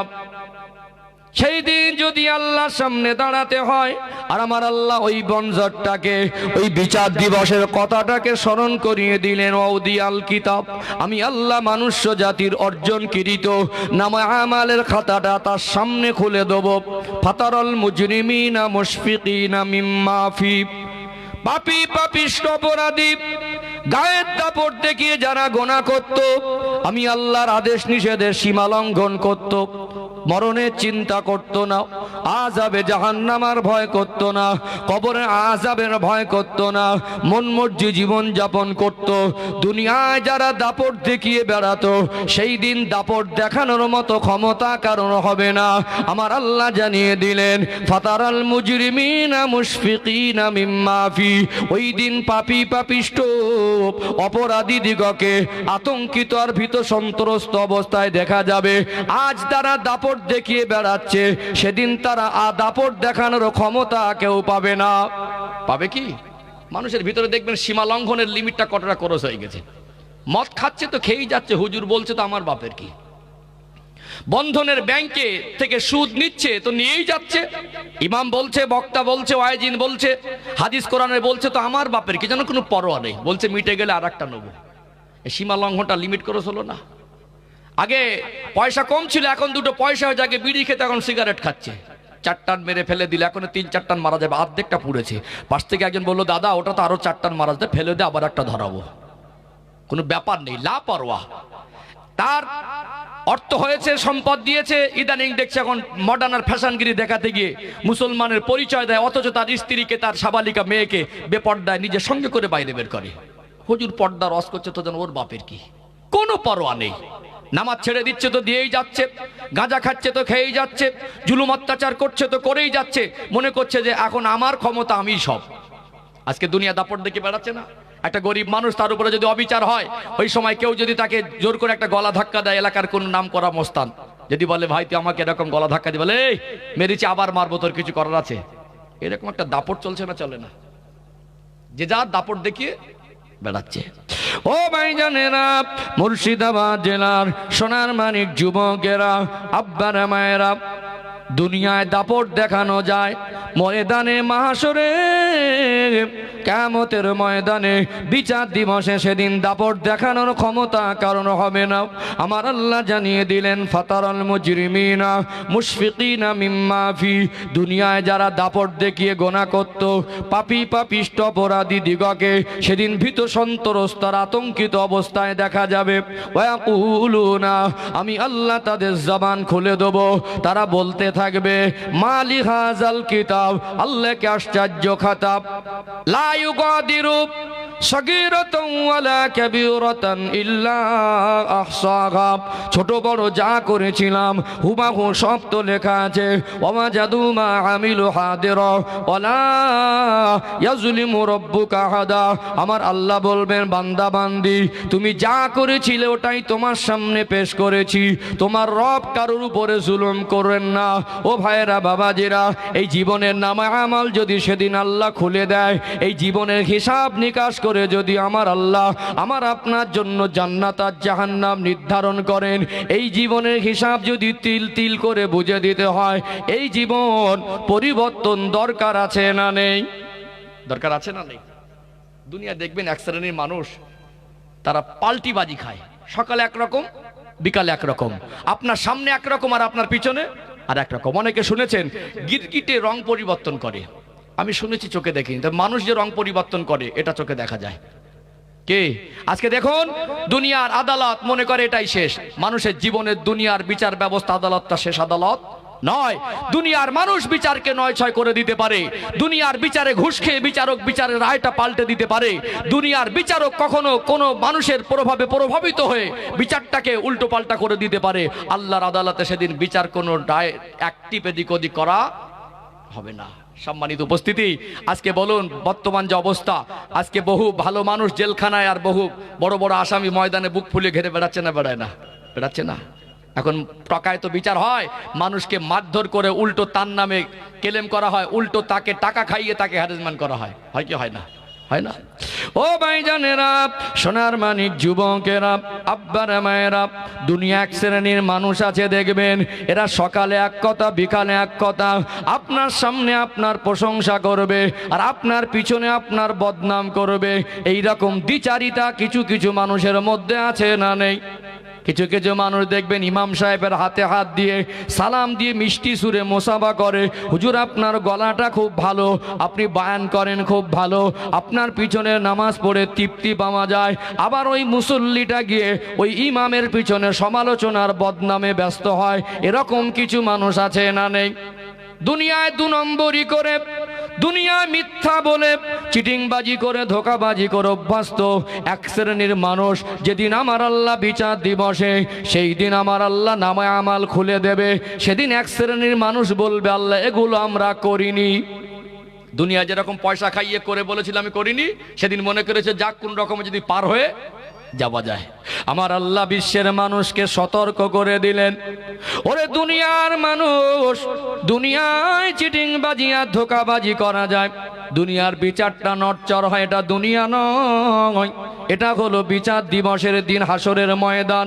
সূরা ইয়াসিন বলে কোরআন শরীফ একটি সূরা আছে না নেই? সূরা ইয়াসিনের 65 নম্বর আয়াতে আমার আল্লাহ ওই চিটিংবাজ ধোকাবাজদেরকে সতর্ক করে দিলেন, দুনিয়ায় কথা দিয়ে কথা পাল্টি খেয়ে উল্টো কথা বলে দাও, আজকে বিচার দিবসে তোমরা যদি অস্বীকার করো, আমার আল্লাহ সূরা ইয়াসিনের 65 অর্থাৎ 65 নম্বর আয়াতে জানিয়ে দিলেন, আল-ইয়াওমা নাখতিমু আলা আফওয়াহিহিম ওয়া তুকাল্লিমুনা আইদিহিম ওয়া তাশহাদু আরজুলুহুম বিমা কানু ইয়াকসিবুন। আমার আল্লাহ বলবেন যেদিন তারা নিজের গুনাহ করার পরে অস্বীকার করবে আল্লাহ এগুলো করিনি, আমার আল্লাহ বলছেন আল-ইয়াওমা নাখতিমু আলা আফওয়াহিহিম, আমি আল্লাহ আজকে তোমাদের জবানে মোহর মেরে দেব, জবানটা বন্ধ করে দেব। ওয়া তুকাল্লিমুনা আইদিহিম, আমি আল্লাহ তোমাদের হাতের জবান খুলে দেব, আমার আপনার হাত সেদিন জবান খুলে কথা বলবে। ওয়া তাশহাদু আরজুলুহুম, পা সেদিন আল্লাহর সঙ্গে কথা বলবে, আমাদের কৃতকর্মের সাক্ষী দেবে। ওয়া তাশহাদু আরজুলুহুম বিমা কানু ইয়াকসিবুন। ও ভাইরা বাবাজিরা, যে হাত পায়ে ব্যথা লাগলে, যে হাত পায়ে কেটে গেলে নিজের হাত পা মনে করে ব্যথা যন্ত্রণা নিজেরই লাগে, আমার আপনার শরীরের অঙ্গ প্রত্যঙ্গগুলো যদি সেদিন আল্লাহর দরবারে আমার আপনার বিরুদ্ধচারণ করে, আমার আপনার গুনার সাক্ষী দেয়, এই জীবন আল্লাহর বিচারের দিনে পার পাওয়ার জন্য, আযাবে জাহান্নাম থেকে মুক্তি পাওয়ার জন্য, কবরে আযাব থেকে বাঁচার জন্য পরিবর্তন দরকার আছে না নেই? দরকার আছে না নেই? এই কথা যদি কারোর ভালো না লাগে, এর থেকে ভালো লাগানো কথা আমার দ্বারা সম্ভব আছে বলা? কি গো, যে কটা কথা বলেছি এই পর্যন্ত একটাও শরিয়াতের বাইরে কথা বলেছি? একটাও বেলাইনে কথা বলেছি? একটাও কাউকে আঘাত দেওয়ার কথা বলেছি? বলিনি। এই জন্য আমি বারবার বলি, আমরা আজকে কিছুটা মানুষ অবুঝতার মধ্যে রয়েছি, অবুঝ, বুঝতে চাই না। কিছু কিছু মানুষের এরকম মেজাজ হয়ে গেছে যে আমার মনের মতো যদি হয়তো শুনবো না, হতো শুনবো না। তোমার মনের মতো মনে কে, তোমার যদি গান শুনতে মন চায় তাহলে গান শোনাতে হবে, গানটা একেবারে হারাম হবে। কিছু কিছু মানুষ ওই গানের মতো করে গজল বলছে, হাঁকু দেন না। কোরআনের থেকে ভালো জিনিস কিছু নেই এখানে, ভালো না লাগার কোনো প্রসঙ্গ ইমানদারের কাছে নেই। কোরআন ভালো লাগে না, তোমার কি ভালো লাগবে? কাউকে আক্রমণ করে কাউকে ছোট করে পরিবর্তন করা যায় না। কোরআনের বাণী দিয়ে মানুষকে হেদায়েতের বাণী পৌঁছাতে হয়। আল্লাহ নবী সাল্লাল্লাহু আলাইহি সাল্লাম সর্বকালের সর্বযুগের সর্বশ্রেষ্ঠ মহামানব, সৃষ্টি জগতের জন্য যিনি রহমত, তিনি মক্কার সবথেকে নিকৃষ্ট মানুষদের কাছে তার উত্তম আচরণ, মধুর ভাষা আর কোরআনুল কারীমের বাণী নিয়ে পৌঁছেছিলেন। আমার আল্লাহ কোরআনুল কারীমের বরকতে বড় বড় নিকৃষ্ট কাফেরদের অন্তরটাকে নরম করে দিয়েছেন। বলুন সুবহানাল্লাহ। এই জন্য আমার এখানে দায়িত্ব কোরআনের বাণী আপনার কাছে পৌঁছে দেওয়া। চলুন, আমি প্রথম পর্ব আলোচনা করছিলাম যে পরিবর্তন দরকার আছে কি না। যতক্ষণ না আপনি আপনার নিজের ভিতরে এই জিনিসটা তৈরি করতে পারবেন আমার পরিবর্তন দরকার, আমি পরিবর্তন হব, এই দরকার যতক্ষণ না মনে করবেন ততক্ষণ না আপনাকে জোর করে কেউ পরিবর্তন করে দিতে পারবে না। যেমন আজকে আমার মনে হয়েছে আমাকে আজকে যাওয়া দরকার, আজকে এখানে আসা দরকার, এই জন্য আমি এখানে এসেছি। আর যদি দরকার মনে না করতাম আমাকে দেখা যাবার কথা। আজকে মানুষ জানে করা দরকার, কিন্তু ওই মানুষটা তার মনের মধ্যে এই জিনিসটা তৈরি করতে পারেনি যে আমাকে নামাজ পড়া দরকার, আমাকে পর্দা করা দরকার, আমার সুদ ঘুষ থেকে বেরিয়ে আসা দরকার, অন্যায় অত্যাচার থেকে জীবন পবিত্র করা দরকার, আল্লাহকে ভয় করে আল্লাহর আদেশ নিষেধ নবীর আদর্শ আদর্শিত হওয়া দরকার। এটুকু মানুষ মুখে স্বীকার করলে মনের মধ্যে তৈরি করতে পারেনি। চলুন আর একটা আয়াত তুলে ধরে আরেকটু ক্লিয়ার হবে ইনশাআল্লাহ। ধৈর্য আছে তো নাকি? ও ভাইজানেরা, সোনার মানিক যুবকেরা, আব্বারা মায়েরা, কোরআনুল কারিমে 114টি সূরা আছে। 67 নম্বর সূরা 29 পারার শুরুতে সূরা মুলক বলে একটি সূরা আছে না নেই? সূরাতুল মুলক খুব বেশি বড় সূরা নয়, পড়তে বেশি, তেলাওয়াত করতে খুব বেশি 5 থেকে 6 মিনিট সময় লাগবে। প্রসঙ্গ এসেছে সূরাতুল মুলকের ফজিলাত একটু বলে দেই। নবী আমার সাহাবায়ে কেরামদেরকে জানিয়ে দিয়েছিলেন, ও আমার সাহাবীরা, দুনিয়ায় মানুষ যখন আল্লাহ এবং রসুলের কথা মতো চলবে, নেক কাজ করবে, ওই নেককার মানুষটা মারা যাওয়ার পরে কবরটা তার জন্য যেমন জান্নাতের টুকরা হয়ে যাবে। দুনিয়ায় যারা আল্লাহর হুকুমের সীমা লঙ্ঘন করবে, ইসলামের আদেশ নিষেধ মেনে চলবে না, ওই গুনাহগার নাফরমান মানুষটা মরে যাওয়ার পরে তার কবরটা জাহান্নামের টুকরা হবে কি হবে না? কবরে আযাব সত্য, নেককার মানুষের কবরটা যেমন শান্তির জায়গায় পরিণত হয়, আল্লাহ নাফরমান বান্দা বান্দির কবরটা তেমনি শাস্তির জায়গায় পরিণত হয়। নবী আমার জানিয়ে দিলেন, সাহাবারা, ওই কবরে আযাব থেকে বাঁচতে গেলে তোমরা সূরা মুলক একটু বেশি বেশি তেলাওয়াত করবে। নবী আমার জানিয়ে দিলেন, এশার নামাজ আদায় করে যদি সূরাতুল মুলক তেলাওয়াত করা যায়, ওই মানুষটা মারা যাবার পরে আমার আল্লাহ ওই মানুষটার কবরে আযাবকে আমার আল্লাহ ক্ষমা করে দেবে। যেটা বলেন না সুবহানাল্লাহ। আজকে আমার অনেক সম্মানিত মায়ের এসেছেন, আমি মায়েদেরকে অনুরোধ করি, আমি আপনাদের সন্তানের মতো, কোরআন শরীফ পড়ার পরিবেশটা আমাদের বাড়ির থেকে মোবাইল আসার পরে নষ্ট হয়ে গেছে। আগে ঘরে ঘরে কোরআন খতম হতো, শাশুড়ি একটা খতম, বৌমা একটা খতম, মেয়েটা একটা খতম। এখন সব সিরিয়াল আর নাটক খতম হয়। কে এখন সব ঘরে ঘরে সিরিয়াল খতম হচ্ছে, নাটক খতম হচ্ছে। এ ঘরে এ রুমে শাশুড়ি বৌমা মিলে করছে, বাপ বেটা মিলে করছে, কোরআন খতম আর হয় না। কোরআন শরীফ পড়ার পরিবেশটা নষ্ট হয়ে গেছে, ঘরের ভিতরে শান্তিটাও যেন নেই। দেখেছেন, টাইলস লাগিয়েছে, মার্বেল লাগিয়েছে, এসি লাগিয়েছে, কুলার লাগিয়েছে, চকচকে ঝকঝকে করেছে, কিন্তু মাটির ঘরে যে শান্তি ছিল, মিল মহব্বত ছিল, সেই জিনিসটা আজকে পাকা ঘরের মধ্যে নেই। কারেন্ট ছিল না, উন্নত মানের এত গদি খাট ছিল না, মাটিতে একটা চাটাই বিছিয়ে সারাদিন রৌদ্রে কাজ করে প্রচন্ড গরমে চৈত্র মাসে ওই যে ঘুমিয়েছে সে নামাজ পড়ে এক ঘুমে ফজর। এখন এসি চালিয়ে ভোর 2টো বেজে যায়, 3টে বেজে যায়, তখনও ঘুম আসে না। ঘরগুলোকে আমরা বরকতের জায়গা হিসেবে তৈরি করতে পারিনি। এক একটা ঘরে 5 জন 7 জন মানুষ, এক সপ্তাহ চলে যায়, একজনও কেউ নামাজ পড়ে না। শ্বশুর বুড়ো মানুষ, সে পড়বে, নিজে পড়ে না, তার ছেলে বৌমাকে বলবে কি করে? যদি বৌমাকে বলে মা নামাজ পড়ো, বলে বুড়ো হয়ে মরতে যাচ্ছে, নিজে পড়ে না, আমাকে বলছে। স্বামী, সে বলবে কি করে স্ত্রীকে নামাজ পড়ো? স্বামী নিজেই নামাজ পড়ে না, স্ত্রীকে যদি বলে যে নামাজ পড়ো, নিজে পড়ে না, আমাকে বলছে। স্ত্রী দেখছে কেউ যখন পড়ে না, আমি একটু ছাড় পেয়ে গেছি। আজকে আমাদের গার্জেনরা অসচেতন। আজকে আমাদের ভিতরে এই জাহান্নাম থেকে বাঁচার চেতনাগুলো সব নষ্ট হয়ে গেছে। আমরা শুধু আই কার্ডে, আধার কার্ডে, প্যান কার্ডে, জমি দলিলে জাতিতে মুসলমান, বুকে হাত দিয়ে চাপড়ায় আমরা মুসলমান, কিন্তু মুসলমানের অর্থ এখন আমরা বুঝি না। মুখে মুখে শুধু দাবি করলে হবে না, আমালে জিন্দেগিটা আল্লাহ এবং রসুলের কথা মতো পরিচালিত করতে হবে। ইসলামের মধ্যে আমাকে আপনাকে আসতে হবে, আত্মসমর্পণ করে দিতে হবে। আল্লাহ যে কথা নিষেধ করেছেন ওর বাইরে যাওয়া যাবে না, আল্লাহ যেটা করতে বলেছেন সেটা ছেড়ে দেওয়া যাবে না। আল্লাহ আমাদের বোঝার মতো তৌফিক দান করেন, বলেন আল্লাহুম্মা আমিন। চলুন আমি আর একটা আয়াত তুলে ধরি। ভাইরা একটুখানি আল্লাহর জন্য বসেন। দুনিয়ায় তো ব্যস্ততা, আমরা সবাই কি সব যার কাজে ব্যস্ত না? সারা জীবন মরণের আগ পর্যন্ত ব্যস্ততা কমবে না। যে কাজ করে না সেও ব্যস্ত। বলে কোথায়? বলে এক জায়গায় যাচ্ছি। কোথায় যাচ্ছি? বন্ধুদের সঙ্গে ঘুরতে যাচ্ছি, ওটাও কাজ মনে করে। কি কোথায় যাচ্ছি? ঘুরতে। গল্প করছে, কোথায় আছে এখন? ব্যস্ত, ফোনটা রাখ। কি করছিস? না এখন একটু জরুরি কথা বলছি। কিচ্ছু না, ফালতু কথা বন্ধুদের সঙ্গে। আমরা সবসময় যদি মনে করি সময় বার করব, আমরা ইচ্ছা করলে বার করতে পারি। কালকে আপনাকে আর কেউ ডাকবে না। কালকে আপনার যদি মন চায় কোরআনের বাণী শুনবো, এইরকম মজলিসে, এই পরিবেশে আপনি এখানে এসে ঘুরলেও এই জায়গাটা আর পাবেন না। এই জন্য সময়কে কাজে লাগাতে হয়, সময়কে কাজে লাগাতে। চলুন এই যে সূরাতুল মুলকের 2 নম্বর আয়াতটা একটু ক্লিয়ার করি। যে আমি প্রথম পর্বে আলোচনা করছিলাম পরিবর্তন দরকার আছে কি না। ও ভাইজানেরা, সোনার মানিক যুবকেরা, আব্বারা মায়েরা, সূরাতুল মুলক বলে একটি সূরা আছে। 114টি সূরার মধ্যে সিরিয়াল অনুযায়ী এটা 67 নম্বর সূরা। সূরাতুল মুলকের 2 নম্বর আয়াতে আমার আল্লাহ জানিয়ে দিলেন, আল্লাযী খলাকাল মাউতা ওয়াল হায়াতা লিয়াবলুয়াকুম আইয়ুকুম আহসানু আমালা। আমি আল্লাহ হায়াত আর মৌতের মাঝে তোমাদেরকে একটা সময় দিয়েছি, লিয়াবলুয়াকুম আইয়ুকুম আহসানু আমালা। আমি আল্লাহ দেখতে চাই তোমরা কতটুকু ভালো কাজ করে আসতে পারো। ও ভাইয়েরা, বাবাজিরা, আল্লাহ হায়াত আর মৌত দিয়ে আমাদের সৃষ্টি করেছেন। এই হায়াত আর মৌতের মাঝে যে সময়টা আল্লাহ দিয়েছেন, এটা আমার আপনার হায়াতে জীবন। আমার আল্লাহ এখানে ভালো কাজ করার জন্য পাঠিয়েছেন, না পাঠায় নাই?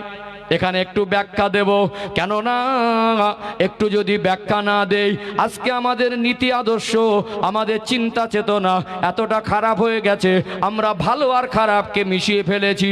আল্লাহ যদি সূরাতুল মুলকের 2 নম্বর আয়াতে বলেন, লিয়াবলুয়াকুম আইয়ুকুম আহসানু আমালা, আমি আল্লাহ দেখতে চেয়েছি তোমাদেরকে কতটুকু ভালো কাজ করে আসতে পারো। এখানে আমাদের প্রকৃত ভালো কাজ কি, এটা আগে ডিসাইড করা দরকার। প্রকৃত ভালো যদি না জানি, তাহলে প্রকৃত আল্লাহর কোরআনুল কারীমের ওই আয়াতের উপরে আমল করা সহজ হবে না। হবে কি? এখানে ব্যাখ্যা এই জন্য দেব বলছি, ব্যাখ্যা দিলে আপনাদের কাছে পরিষ্কার হয়ে যাবে কেন ব্যাখ্যার প্রয়োজন। আজকে আমরা মানুষ ভালো আর খারাপটাকে মিশিয়ে ফেলেছি, খারাপগুলোকে ভালো বলছি আর ভালোগুলোকে খারাপ বলছি। প্রকৃত ভালো কি?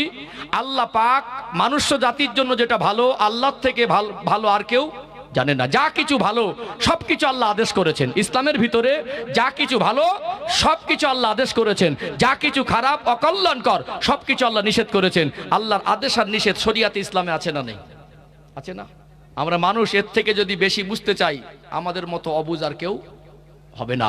কারণ সৃষ্টিকর্তা রব আল্লাহ থেকে মানুষ্য জাতির জন্য কোনটা কল্যাণকর আর কোনটা অকল্যাণকর আর কেউ ভালো জানে না। এই জন্য এর বাইরে একজন ইমানদার, একজন মোমেন, সে ভালো খারাপ নির্ধারণ করতে পারবে না।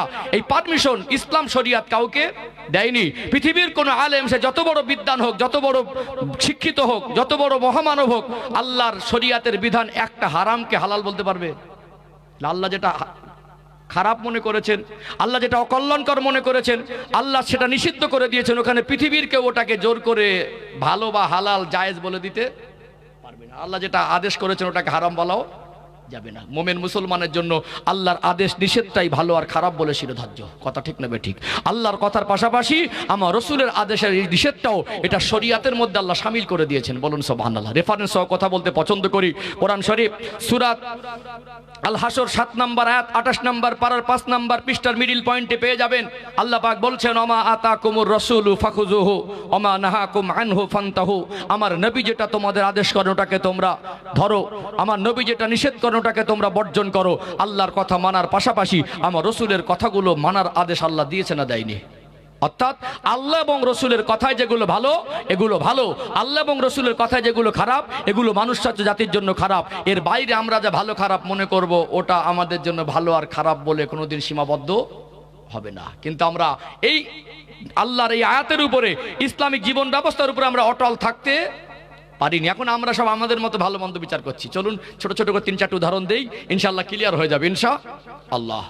ও ভাইজানেরা, সোনার মানিক যুবকেরা, আব্বারা মায়েরা, মানুষের জন্য যত কল্যাণকর জিনিস আছে সব আল্লাহ আদেশ করেছেন, যত অকল্যাণকর জিনিস আছে সব আল্লাহ নিষেধ করেছেন। কিন্তু আমরা বুঝেও আমাদের মতো করে ভালো মন্দ নির্ধারণ করছি কিনা, আমাদের আমাল জিন্দেগিতে কি পরিমাণে ঘাটতি এসেছে, একটু বাস্তবে মিল করা দরকার আছে না নেই? বাস্তব তুলে ধরে বোঝানো দরকার আছে না নেই? আজকে দেখবেন আল্লাহ দয়াময় একজন পুরুষ মানুষকে সংসারের জন্য নিয়ামত স্বরূপ করেছেন না করেন নাই? দেশে যদি কাজ না হয় বিদেশে চলে যায়, ঠান্ডায় গরমে বর্ষায় রোদে।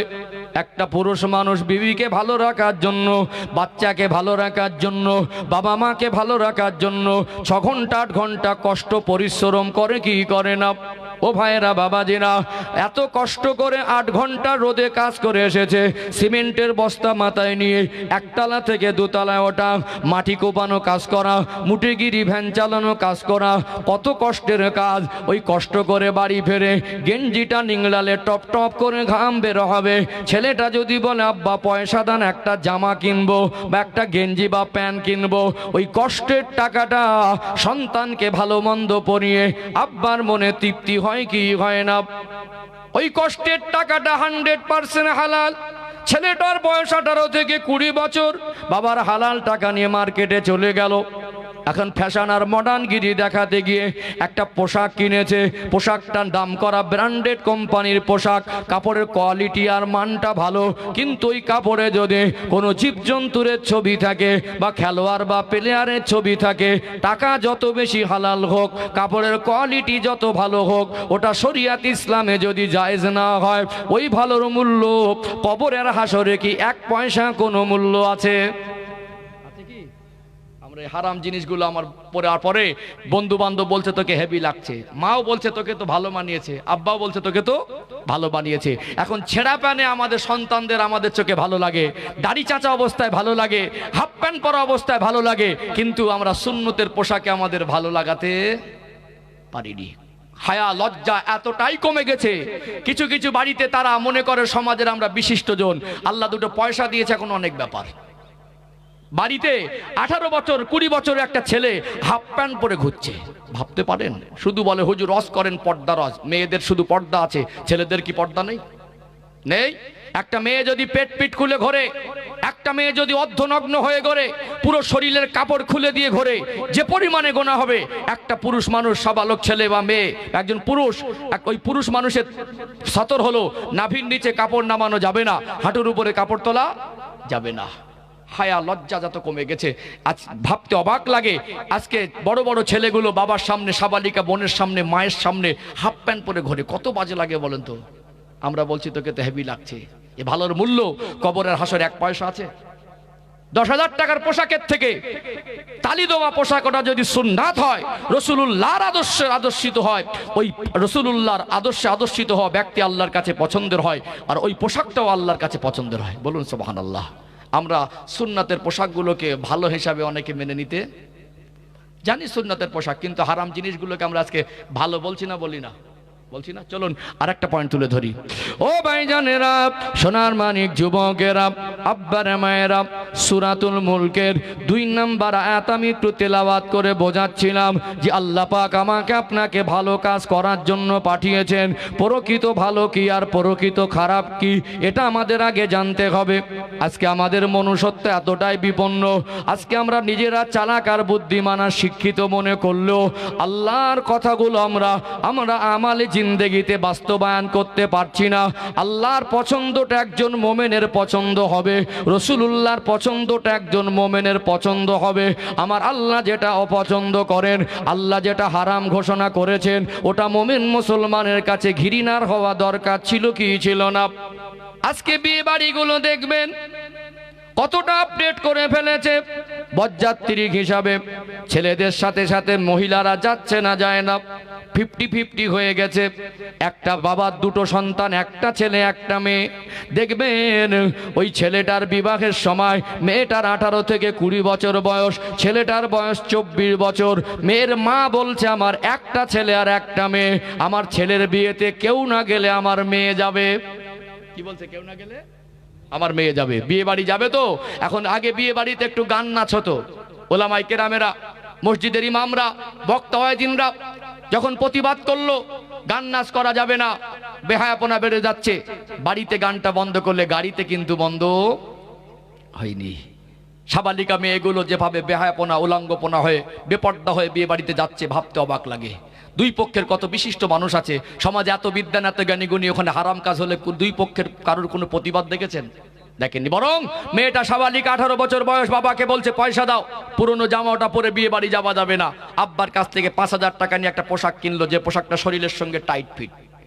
50 বছরের দাদুর সামনে 18 বছরের যুবতী মেয়ে পোশাকটা পরে, তখনও মাথায় ওড়না নেই, পেটে পিঠে ভালো করে কাপড় নেই, একটি স্কিন টাইট পোশাক পরে দাদুকে বলছে, দাদু কালকে তুমি বরযাত্রীর হিসাবে যাবে, আমিও যাব, কিরকম লাগছে বলো তো? দাদু হেসে ফেলে বলছে, তোকে তো হেভি লাগছে। মানে কালকে যাবে, আজকে পরে টেস্ট করে দেখছে কেমন লাগে। দুলা ভাই কিরকম লাগছে? দুলা ভাই বলছে হেভি লাগছে। খালাতো ভাই কিরকম লাগছে? হেভি লাগছে। খালাতো ভাইয়ের চোখে যদি হেভি লাগে, মা বলছে হেভি লাগছে, দাদু বলছে হেভি লাগছে। কালকে ওই পোশাকটা তো পর্দার হক আদায় হয় না, ওটা তো পর্দার পোশাক নয়, শরীরের সঙ্গে টাইট ফিট, মাথা ওড়না নেই, এখন আবার মানে বিউটি পার্লার থেকে সাজসজ্জা করে এসে বিয়ে বাড়ি খেতে যাচ্ছে, পরপুরুষের চোখে কিরকম লাগবে? অতএব যে পোশাকগুলো শরিয়াত ইসলামে হারাম, ওগুলো বাবা মার চোখে হেভি লাগছে, দাদুর চোখে হেভি লাগছে, বড় ভাইয়ের চোখে হেভি লাগছে, দুলা ভাইয়ের চোখে হেভি লাগছে। এই হারামগুলোকে আমরা ভালো বলে চালিয়ে দিচ্ছি না, দেই না? দিচ্ছি না? চলুন আরেকটা পয়েন্ট তুলে ধরবো, অসুবিধা হচ্ছে নাকি? চলুন আরেকটা পয়েন্ট তুলে ধরে আরেকটা ক্লিয়ার হবে ইনশাআল্লাহ। ও ভাইজানেরা, সোনার মানিক যুবকেরা, আব্বারা মায়েরা, আজকে দেখবেন মানুষের ভিতরে একটা প্রতিযোগিতা হচ্ছে। রাস্তা দিয়ে যাবেন, রাস্তার ধারে কত সুন্দর ডিজাইন করা ঘর বাড়ি, আজকে প্রতিযোগিতায় নেমেছে কে কত ভালো করে ঘর বানাতে পারে। আফসোস, মানুষ এই প্রতিযোগিতায় নামিনি কে কত সুন্দর করে নামাজ পড়তে পারে। মানুষ এই প্রতিযোগিতায় নামিনি কার আখলাক চরিত্রও কত ভালো হয়। মানুষ এই প্রতিযোগিতায় নামিনি কে কত বেশি রসুলুল্লাহর মতো আদর্শবান হতে পারে। যদি মুখেও না বলে, তারপরে দেখবেন বাড়ির পাশে একটা মানুষ যদি ঘর করে, ওর প্রতিবেশী যখন ওর বাড়ির পাশে ঘরের ভিতটা দেয়, মনে করে ওর থেকে ডিজাইন কালার নকশা বেশি করব। রাস্তা দিয়ে যাবেন, কত সুন্দর ডিজাইন নকশা করা ঘর বাড়ি, ওই রাস্তার ডিজাইন করা ঘর বাড়িগুলো দেখে মনে হয় কত সুন্দর সুন্দর ডিজাইন। মানুষের চোখে যত ভালো লাগুক, ওটা যদি অবৈধ জায়গায় নির্মাণ করা হয়, ওই ঘর নির্মাণের অর্থ সুদ আর ঘুষ আর লটারির টাকায় যদি হয়, দুনিয়ার মানুষের চোখে যত ভালো লাগুক, ওই ভালোর মূল্য কবরের হাসরে কি 1 পয়সা কোনো মূল্য আছে? কি বলছিলাম, আমরা যা ভালো মনে করি সবটা প্রকৃত ভালো না। আর আল্লাহর কাছে যেটা পছন্দের, আল্লাহ যেটা ভালো মনে করেন, সেই ভালোকে আমরা এখনো অনেকে ভালো বলে মেনে নিতে পারি না। চলুন লাস্ট পয়েন্ট, এখানে আরেকটু গুরুত্বপূর্ণ পর্যায়ে উঠে আসবে। যেহেতু শিক্ষা প্রতিষ্ঠানের জলসা, তো একটু টাচ রেখে কথা না বললে একটু বেমানান হবে। এখানে দায়িত্ব আমার বটে, কথা ঠিক না বেঠিক? ও ভাইজানেরা, সোনার মানিক যুবকেরা, আব্বারা মায়েরা, আজকে মানুষের মধ্যে ভালো আর মন্দ আছে না নেই? সবাই বলেন আছে না নেই? যে আল্লাহর কাছে ভালো, ওই মানুষটাকে মুমিন মুসলমানের অন্তর থেকে শ্রদ্ধা করা দরকার ছিল কি ছিল না? যে নবীর আদর্শে আদর্শিত হয়েছে। কিন্তু আজকে আমরা মানুষের ভালো মন্দর মানদণ্ডের বিচার করি অর্থের নিরিখে। ওই মানুষটা যদি খোদা ভীরু হয়, আল্লাহকে অধিক ভয় করে, ওই মানুষটা বিরিয়ানি খাবার আশা করে না লটারির টাকা দিয়ে, সুদ ঘুষের টাকা দিয়ে, বটলোকের মাল আত্মসাৎ করে 5 তলা বিল্ডিং বানিয়ে আরামের ঘুম পছন্দ করে না। হালাল রুজি উপার্জন করে ভ্যান চালিয়েও তালপাতার ছাউনির নিচে ঘুমিয়ে একবেলা অনাহারে থেকে ওই ডাল ভাতটা খেলেও হালাল খায়। এরকম মানুষ আছে না নেই? আজকে দুনিয়ায় দেখবেন, আজকে যে সমস্ত মানুষের আমাদের সমাজে আর্থিক দিক থেকে দুর্বল, ভালো গাড়ি নেই, ভালো বাড়ি নেই, ভালো জামা কাপড় নেই, লোকটার আদর্শ যত ভালো হোক, লোকটা যত বড়ই দিনদার হোক, ওই মানুষটার পয়সা নেই বলে সমাজে ওর দাম দেওয়া হয় না। যে মানুষটার পয়সা আছে, তার ব্যাকগ্রাউন্ড ভালো না, তার আদর্শ ভালো না, এক সময় চুরি করত, এক সময় অন্যের দরজা ঠেলতে গিয়ে ধরা পড়েছিল, ওই মানুষটার যদি পয়সা হয়, আজকে সমাজের মানুষ তাকে বাবু বলে সম্বোধন করে কি করে না? করে কি করে না? সব মানুষকে খারাপ বলছি না, কিছু কিছু মানুষ দেখবেন আজকে যার পয়সা হয়ে যায় তাকেই আমরা সম্মান করি, কিন্তু একজন নবীর আদর্শিত একজন মানুষ, খোদাভীরু একজন মানুষ, নামাজি একজন মানুষ, হালাল রুজি উপার্জনকারী একজন মানুষ, ওটা আল্লাহর কাছে ভালো হলেও ওই মানুষটাকে আমরা ভালো বলে সম্মান করতে পারি না। কোথাও বেড়াতে যাবেন, গিয়ে দেখবেন যে হঠাৎ কথা উঠলো, আপনার বাড়ি কোথায়? আপনি বলবেন মুর্শিদাবাদ জেলায়। নাম করলো অমুক এলাকায় একজন নাম করা মানুষ আছে, চেনেন? যদি লোকটার পয়সা থাকে, ও হারামখোর হলেও বলবো ও লোকটা তো আমাদের আত্মীয় হয়, খুব পরিচিত, প্রায় দেখা হয়, ভালোবাসে, অথচ ওর সঙ্গে কিরকম চেনা পরিচয় নেই, ঢাল বানায়। আর যদি আপনার বাড়ির পাশে কোনো নিকটস্থ আত্মীয় গরিব হয়, যদি বলা হয় লোকটাকে চেনেন, চিনতে পেরে বলবো চেনা চেনা লাগছে, থাকলে থাকতে পারে, মানে গরিব বলে পরিচয় দিতে চায় না। কথা ঠিক বললাম না ভুল বললাম? সম্মানিত ভাইরা, আশ্চর্য লাগে, অবাক লাগে। এটা আমাদের এমন কন্ডিশনের ভিতর থেকে চলছে, এমন সিচুয়েশনের ভিতর থেকে চলছি, আজকে আমরা আমাদের মনুষ্যত্বকে আপডেট করতে পারিনি। বাড়িতে এখন তো পয়সার বলে সব অনুষ্ঠান, স্ত্রীর জন্মদিনে সেখানে অনুষ্ঠান, কেউ জন্মদিন পালন করার রীতিনীতি শরিয়াত ইসলামে নেই। এখন সব ফ্যাশন আর মডার্নগিরি দেখাতে গিয়ে অন্য ধর্মাবলম্বীদের কালচারগুলো পয়সার বলে ঘরে সব চালু করছে। স্ত্রীর বার্থডে, ছেলের বার্থডে, মেয়ের বার্থডে, আবার কি অ্যানিভার্সারি না কি বলে, বিবাহ বার্ষিকী, কি বিবাহ বার্ষিকী হচ্ছে। এখন বাড়ির পাশে গরিব মানুষ, চাচাতো ভাই হয়, রক্তের সম্পর্ক, পয়সা নেই বলে দাওয়াত করিনি, দূর থেকে পাক্কা পাক্কা হারামখোর পয়সা আছে বলে ওদের দাওয়াত করেছে। ঠিক বললাম না ভুল বললাম? চলো না একটা পয়েন্ট বলি। আজকে বলুন তো, আপনারা সবাই জানেন পৃথিবীতে আমার নবী আলেমদেরকে তার ওয়ারিস বলেছেন না বলেননি? কাকে বলেছে? আলেমদেরকে। আমরা সবাই জানি পৃথিবীতে সব থেকে দামি কিতাব হলো কোরআন শরীফ। আমরা জানি আল্লাহ রাসূল সাল্লাল্লাহু আলাইহি সাল্লাম বলেছেন, খায়রুকুম মান তাআল্লামাল কুরআনা ওয়া আল্লামা, তোমাদের মধ্যে ওই ব্যক্তি সব থেকে উত্তম যে কোরআন শরীফ নিজে শেখে আর অপরকে শিক্ষা দেয়। অর্থাৎ কোরআন শরীফ শেখা, কোরআনের জ্ঞান অর্জনকারীর থেকে দামি কেউ নেই। আর কোরআনের জ্ঞান দেনেওয়ালা, কোরআনের জ্ঞান বন্টন করা, কোরআনের শিক্ষা দেনেওয়ালার থেকে এত দামি আর কেউ নেই। আমরা তো নির্বোধ, আমাদের বুদ্ধি তো হাঁটুর নিচে উপরে উঠতে চায় না। আমরা মনে করি যে 4টে সূরা মুখস্থ করা এটাই মনে হয় কোরআন শেখার শেষ। আমরা মনে করি কোরআন মুখস্থ করলে কোরআন শেখার সময় শেষ। আমরা মনে করি কোরআন শরীফের 4টে আয়াত মুখস্থ করেছি মানে দেখে পড়তে পারি বলে কোরআন পড়ার শেখা শেষ। কোরআন শরীফের প্রত্যেকটা অর্থ, কোরআন শরীফের প্রত্যেকটা আয়াত নিয়ে গবেষণা করে শিক্ষার শেষ পর্যন্ত পৌঁছানো অনেকটা কঠিন। ঠিক বলছি না ভুল বলছি? আজকে ভিন্ন ধর্মাবলম্বীরা তারা ইসলামকে ধ্বংস করার জন্য পৃথিবীর ইতিহাসে সর্বশ্রেষ্ঠ কিতাব যালিকাল কিতাবু লা রাইবা ফি, ভুল তো দূরের কথা, সন্দেহের অবকাশ নেই, এই কিতাবটাকে নিয়ে তারা রিসার্চ করছে, গবেষণা করছে কিভাবে ইসলামকে ধ্বংস করা যায়। ইন্না নাহনু নাযালনা যিকরা ওয়া ইন্না লাহু লাহাফিজুন। আমার আল্লাহ বলছেন, আমি আল্লাহ কোরআনকে নাজিল করেছি, আর এই কোরআনুল কারীমকে হেফাজতের দায়িত্ব আমি আল্লাহ নিজে গ্রহণ করেছি। আজও পর্যন্ত কোরআনুল কারীম একটা সেন্টেন্স, একটা বাক্য, একটা শব্দ, একটা ওয়ার্ড কেউ পরিবর্তন করতে পারেনি, কিয়ামত পর্যন্ত পারবেও না। আশ্চর্যকর একটা বিষয়, পৃথিবীর মানুষের কাছে এটা অত্যন্ত বড় একটা নিদর্শন। আল্লাহ পাক আমার রাসূলকে ৩৫০০ অধিক মুজিজা দিয়েছিলেন, অন্যান্য নবীদের মুজিজা দিয়েছিলেন। নবীদের ওফাতের পরে তাদের মুজিজা শেষ হয়ে গেছে। আল্লাহ আমার রাসূলের উপরে যে মুজিজা দিয়েছিলেন শ্রেষ্ঠতম একটা অন্যতম মুজিজা হলো কোরআনুল কারীম। আমার নবীর ওফাত হলেও মুজিজাটা পৃথিবীতে এখনো বিদ্যমান আছে। পৃথিবীতে যত ধর্ম আছে সব ধর্মগ্রন্থকে নিয়ে আটলান্টিক মহাসাগরে যদি ডুবিয়ে দেওয়া হয়, পরের দিন ওই ধর্মগ্রন্থ পুনরায় উদ্ধার করা তাদের পক্ষে সম্ভব হবে না। কোরআনুল কারীম এমন এক মহামূল্যবান কিতাব। কোরআনুল কারীম আল্লাহর তরফ থেকে এমন এক নিয়ামতি কিতাব আল্লাহ পাক দিয়েছেন, যদি গোটা বিশ্বের সব বড় বড় লিডার, মস্তান, দাদারা মনে করে পৃথিবী থেকে কোরআনুল কারীমকে মিটিয়ে দেবো, কিয়ামত পর্যন্ত সম্ভব হবে না। কিন্তু আজকে বলুন, গোটা মুর্শিদাবাদ জেলায় কজন মানুষ কোরআন শরীফ নিয়ে রিসার্চ করছে, কজন মানুষ কোরআন শরীফ নিয়ে গবেষণা করছে? দেখান তো দেখি। আমরা মনে করি ওই 2-4টে সূরা মুখস্থ করলেই মনে হয় কোরআন শরীফ শেখা হয়ে যায়। কোরআন শরীফের অর্থ বোঝার শেখা, কোরআন শরীফ নিয়ে গবেষণা শিক্ষা, কোরআন শরীফকে নিয়ে মানুষ আজকে যতদিন দুনিয়া জমিনে কোরআনুল কারীমকে আল্লাহ প্রেরণ করিনি, এতদিন বিজ্ঞানের জন্ম হয়েছিল। দেন না, পৃথিবীর বয়স কত বছর? কোথায় আদম আলাইহিস সালাম? আদম আলাইহিস সালাম আদি পিতা আবুল বাশার, আব্বাজান আদম আলাইহিস সালাম, মা হাওয়া আলাইহিস সালাম আসলেন। সেখান থেকে আল্লাহ পাক যুগ যুগ ধরে অসংখ্য নবী রাসূলদের পাঠিয়েছেন না পাঠাই নাই? কয়েক হাজার বছর যদি পৃথিবীর বয়স হয়, 1400 বছর আগে কোরআনুল কারীমকে আল্লাহ রাসূলের উপর অবতীর্ণ করলেন। এর আগে এত বছর ধরে পৃথিবীর মানুষ আবিষ্কার করতে পারেনি কেন? যদি কোরআন না আসতো, বিজ্ঞানের বাপদাদা 14 পুরুষের জন্ম হতো না। আমরা এই কোরআনুল কারীমের শিক্ষককে, কোরআনুল কারীমের ছাত্রদেরকে আমরা মূল্যায়ন করতে পারি না। আজকে বলুন তো, আজকে আমাদের চিন্তাধারা কোথায় গেছে? আজকে সমাজে এত শিক্ষিত মানুষ আছে, একজন হাই স্কুলের মাস্টার, তার একজন বিশিষ্ট ব্যবসায়ী যার মাসে 5 লক্ষ টাকা রোজগার, 10 লক্ষ টাকা রোজগার, এরকম একজন ব্যবসায়ী মানুষ তার ছেলেকে হাফেজ আলেম বানায়। একজন MBBS ডক্টর, ওই ডক্টরটা তার ছেলেকে হাফেজ আলেম বানাচ্ছে। একজন প্রফেসর লেকচারার তার ছেলেকে হাফেজ আলেম বানাচ্ছে। একজন বিচারপতি জজ তার ছেলেকে হাফেজ আলেম বানাচ্ছে। কেন বানায় না বলুন তো? তার ছেলেকে আলেম বানাতো না? একটু হ্যাঁ দেন। একজন বিশিষ্ট ব্যবসায়ী তার সন্তানকে আলেম বানাতো না?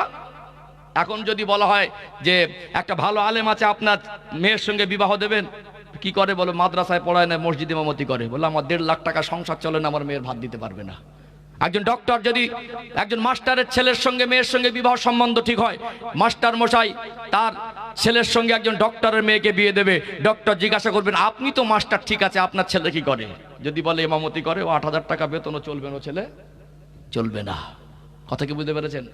এই সমাজে সব থেকে আলেম সম্প্রদায়ের অবদান বেশি। এরা মুখ বুঝে আল্লাহর জন্য আখেরাতে চিন্তা করে, আজও পর্যন্ত কমের জন্য যা করে, সব থেকে এই সমাজে আলেমদের অবদান বেশি। যদি টোটাল মাদ্রাসা বন্ধ করে দেওয়া হয়, আলেম তৈরি করা বন্ধ করে দেওয়া হয়, ঈমান বাঁচিয়ে রাখা সম্ভব হবে না। সম্মানিত ভাইয়েরা, একজন ডক্টর যেমন তার সংস্পর্শে একজন নার্স থেকে 70 বছর নার্সগিরি করে MBBS ডক্টরের সমান হতে পারে না, ঠিক তেমনি একজন আলেমের সমতুল্য কোনো মানুষ ওয়াজ শুনে শুনে কোনোদিন হতে পারবে না। ভালো করে বুঝবেন।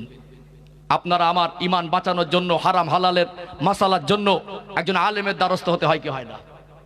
কিছু মানুষ আলেমদেরকে বলে ভাড়াটিয়া, বলে না? বলে না? যে মানুষটা তার সন্তানকে হাফেজ বা আলেম বানিয়েছেন, এই রকম মানুষের জবান থেকে কোনোদিন ভাড়াটিয়া শব্দ বের হতে পারে না। আজকে সমাজে কিছু নির্বোধ, অপদার্থ, অমানুষ মনে করি, এরা বলে ভাড়াটিয়া। বলুন তো, মরে গেল জানাজাটা কে পড়াবে? কে পড়াবে? কত বড় তুমি বুদ্ধিমান, কত বড় তুমি জ্ঞানীগুণী বিশিষ্ট, কত বড় তুমি দাদা, তুমি লিখে দিয়ে যাও তোমার মরণের পরে বিনা জানাজায় পুঁতে দেই। তোমার যা ছেলে মেয়ে মানুষ করে গেছো, মরণের পরে তোমার জানাজার আগে ওই গোসল দেওয়ার সময় আলেমদের ডাকতে হবে। তোমার যা ছেলে মেয়ে ও গোসল দেওয়ার পদ্ধতিটাও জানে না। আজকে আমরা সেই আলেমদের অবদান বোঝার চেষ্টা করি না। এমনও ডক্টর আছে, একটা ডক্টর একটা রুগী দেখে, 5 মিনিট রুগী দেখার পর একটা প্রেসক্রিপশন করে দিয়ে 5,000 টাকা 10,000 টাকা ফিস নেয়, আছে না নেই? নর্মাল একজন গাইনোলজি ডাক্তার আছে, 100 রুগী দেখে, এরকম বিখ্যাত ডক্টররা রয়েছে, আপনার আমার এলাকায় রয়েছে। সরকারি চাকরি সে টাকাটাও পায়, হসপিটালে ডিউটি সে টাকাটাও পায়। সকাল থেকে সন্ধ্যা পর্যন্ত ডিউটির ফাঁকে যখন রুগী দেখে, 100 রুগী দেখলে 50,000 টাকা রোজগার করে, ওখানে কারোর বুক ফাটে না। একজন আলেমকে গ্রামের সব শিক্ষিত মানুষ, ধনী ধনী মানুষ, এরা মাদ্রাসার মসজিদের পরিচালক হয়েও একজন আলেমের 10,000 থেকে 12,000 বেতন করতে গেলে এদের বুক ফেটে যায়। ঠিক বলছি না ভুল বলছি? সম্মানিত ভাইয়েরা, এই সমাজে দেখবেন, যদি আমরা এই সমাজ ব্যবস্থাকে পাল্টাতে চাই, যদি কোরআনের শিক্ষার গুরুত্ব বোঝাতে চাই, কাল থেকে আপনাদের এই মাদ্রাসার গোটা পশ্চিমবাংলায় প্রত্যেক ভারতবর্ষের মাদ্রাসা শিক্ষকদের বেতন 1.5 লাখ করে আর 2 লাখ করে করে দেন। দেখেন কিরকম মাদ্রাসায় ভালো ভালো লোকের ছাত্র ছেলে আসে কিনা, দেখেন, তখন আলেমদের কদর বুঝবে। আমরা পয়সা হলে একজন মদখোরের জন্য চেয়ার ছেড়ে দেই, একজন ইমামের জন্য আমরা চেয়ার ছাড়তে চাই না। ওই বেতন কম বলে, পয়সা নেই বলে আমরা তাদের যথাযোগ্য সম্মান করি না। আজকে মানুষের মনুষ্যত্ব বিপন্ন, আজকে মানুষের বিবেক বিবেচনা বিপন্ন, অসুস্থ হয়ে গেছে। আজকে আমরা এতটাই নিজের বিবেক বিবেচনার দিক থেকে ক্ষতিগ্রস্ত হয়েছি, আমরা আল্লাহর পছন্দের বান্দা বান্দিকে ভালো বলে আখ্যায়িত করতে পারি না। আল্লাহ আমাদের বোঝার মতো তৌফিক দান করেন, বলেন আল্লাহুম্মা আমিন। আলোচনায় কষ্ট পাচ্ছেন নাকি? ডাক করছেন? কথাগুলো বাস্তব বললাম না বাস্তব বললাম? আমি শুনে আশ্চর্য হয়েছি। আপনি দেখবেন, আমি খুব সম্ভবত যদি ঠিক বলি তো অবশ্যই আমার কথা আপনারা একমত হবেন। আপনারা সমাজে অনেক ভালো ভালো ভূমিকায়, সমাজ যাতে ভালো হয়, সমাজের মানুষ যাতে উপকৃত হয়, এই সমস্ত ভূমিকায় ওলামা সম্প্রদায়রা বেশি আছে না নেই? আর যে সমস্ত বড় বড় মিশনগুলো হয়েছে, বেসরকারি মিশন, আলামির মিশন থেকে নিয়ে, রহমতে আলম মিশন থেকে নিয়ে, যে সমস্ত বড় বড় মিশনে আজ আমাদের ছাত্রগুলো, আমাদের সন্তানগুলো, এরা বেসরকারি মিশনে লেখাপড়া শিখে ডক্টর হচ্ছে, মাস্টার হচ্ছে, IPS হচ্ছে, OC হচ্ছে, DC হচ্ছে, DM হচ্ছে। আজকে এই সমস্ত মিশনের প্রতিষ্ঠাতাদের ইতিহাসগুলো দেখবেন, সব এক একটা আলেম, সব এক একটা আলেম। আমরা তো এদের সহযোগিতা করি না, এদেরকে সেই চোখে দেখি না। আমরা যদি আমাদের বাচ্চাদের ইংরাজি শেখাতে গিয়ে আমরা 1,000 টাকা মাস্টারকে গুনে দিয়ে সপ্তাহে 2 বার পড়াই, কিন্তু আমরা একজন আলেমের পিছনে খরচা করতে পারি না। কোরআন রিসার্চ করার যদি রিসার্চ সেন্টার খুলতাম, কোরআন গবেষণাগার খুলতাম, যদি কোরআনের শিক্ষাকে আরো মজবুত করার জন্য, ইসলামের শিক্ষাকে মানুষের দ্বারে দ্বারে পৌঁছানোর জন্য আমরা প্রত্যেকটা গ্রামবাসী, প্রত্যেকটা এলাকাতে একটা উচ্চমানের সেই রকম আপডেট আধুনিক পর্যায়ের একটা করে শিক্ষা প্রতিষ্ঠান তৈরি করতে পারতাম, তাহলে দেখতেন এই জাতির আরো উন্নতি হতো না? আল্লাহ আমাদের বোঝার তৌফিক দান করেন, বলেন আল্লাহুম্মা আমিন। সম্মানিত ভাইয়েরা, যে কথা বলছিলাম, আমি সূরাতুল মুলকের 2 নম্বর আয়াতের ব্যাখ্যা দিচ্ছিলাম, লিয়াবলুয়াকুম আইয়ুকুম আহসানু আমালা। আল্লাহ পাক আমাদেরকে দুনিয়ায় পাঠিয়েছেন হায়াত আর মৌতের মাঝে, আল্লাযী খালাকাল মাউতা ওয়াল হায়াতা। অতএব এই হায়াত আর মৌত আল্লাহ সৃষ্টি করেছেন, এর মাঝে যে সময় দিয়েছেন, এই সময়টা আমাদের হায়াতে জীবন কতটুকু ভালো কাজ করে